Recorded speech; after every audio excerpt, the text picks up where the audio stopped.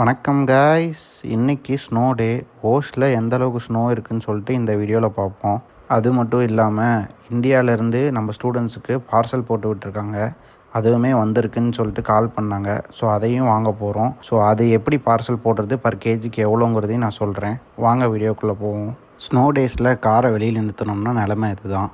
அடுத்து கார் எடுத்துகிட்டு வந்து கார் வாஷிங் பண்ணுற இடத்துல விட்டாச்சு. நைட்டு எந்த ஸ்னோவுமே இல்லை, சூப்பராக இருந்துச்சு. ஒரு 1 மேலே தான் ஸ்னோ ஆரம்பிச்சிச்சு.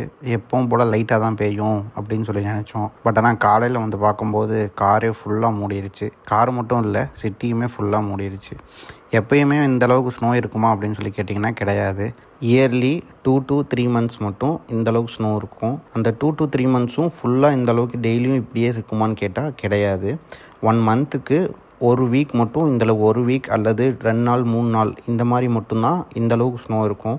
மற்ற நாள் எல்லாமே வந்துட்டு இந்த ஸ்னோ அப்படியே மெதுவாக கரைஞ்சிட்டு வர்றதுக்கு 1 வீக் ஆகும். ஸோ அதுக்கடுத்து ஃபுல்லாமே வந்துட்டு சிட்டி ஃபுல்லாக மழை பெஞ்சால் எப்படி ஈரமாக இருக்கும் அந்தளவுக்கு தான் இருக்கும். ஸோ அப்படின்னு பார்த்தீங்கன்னா உங்களுக்கு வந்துட்டு 3 monthஸில் உங்களுக்கு கிட்டத்தட்ட ஒரு 4 ஸ்னோ வரும். இந்த மாதிரி டைமில் சர்வே பண்ணிட முடியுமான்னு கேட்டிங்கன்னா கண்டிப்பாக முடியும். வின்டர் ஜாக்கெட், பூட்ஸு, தெர்மல் இதையெல்லாம் போட்டுக்கிட்டு ப்ராப்பராக கிளாஸுக்கு போயிட்டு வந்தோம்னாவே நமக்கு எந்த ஒரு இஷ்யூமே இருக்காது. ஆனால் மெடிக்கேஷன் ஏதாவது எடுத்துகிட்டு இருக்கவங்க கண்டிப்பாக கொஞ்சம் கேர்ஃபுல்லாக தான் இருக்கணும். அதே மாதிரி அட்மிஷனுக்கு யாராவது பார்த்துட்ருக்கீங்க அப்படின்னா ஸ்டூடெண்ட்டுக்கு வீசிங் இல்லைன்னா கோல்டு கிளைமேட் அலர்ஜி இந்த மாதிரி ஏதாவது இருக்கான்னு ஒன்ஸ் செக் பண்ணிக்கோங்க.